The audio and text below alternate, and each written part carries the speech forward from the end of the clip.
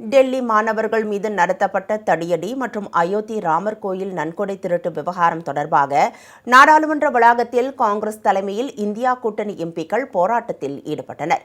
நாடாளுமன்ற மக்களவை இன்று காலை கூடியபோது மாணவர் போராட்ட பிரச்சினை மற்றும் ராமர் கோயில் நன்கொடை திருட்டு குறித்து ஒன்றிய உள்துறை அமைச்சர் அமித்ஷா அறிக்கை அளிக்க வேண்டும் என எதிர்க்கட்சிகள் தொடர்ந்து முழக்கமிட்டனர்.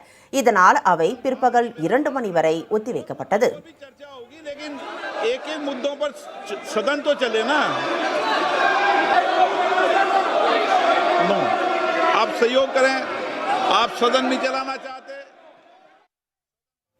இதே கோரிக்கையை வலியுறுத்தி நாடாளுமன்ற வளாகத்தில் காங்கிரஸ் தலைமையில் இந்தியா கூட்டணி எம்பிக்கள் போராட்டத்தில் ஈடுபட்டனர். காங்கிரஸ் பொதுச் செயலாளர் பிரியங்கா காந்தி, மாணிக்கம் தாகூர், விஜய் வசந்த் உட்பட காங்கிரஸ் எம்பிக்கள் இதில் கலந்து கொண்டனர். சமாஜ்வாதி கட்சி தலைவர் அகிலேஷ் யாதவ், அவரது மனைவி டிம்பிள் யாதவ் உள்ளிட்டோரும் பங்கேற்றனர்.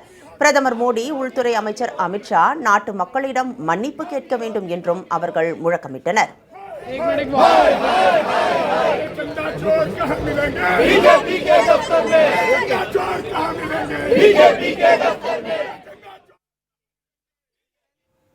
முன்னதாக செய்தியாளர்களிடம் பேசிய பிரியங்கா காந்தி, நாடாளுமன்ற வளாகத்தில் ஆளும் கட்சி எம்பிக்கள் போராட்டம் நடத்துவதை முதல் முறையாக பார்ப்பதாகவும் இதற்கு பிறகாவது ஒன்றிய அரசு சரியான நிலைப்பாட்டை எடுக்க வேண்டும் என்றும் வலியுறுத்தினார்.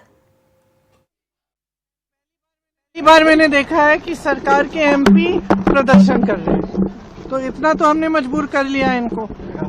अब आए, स्टेटमेंट दें,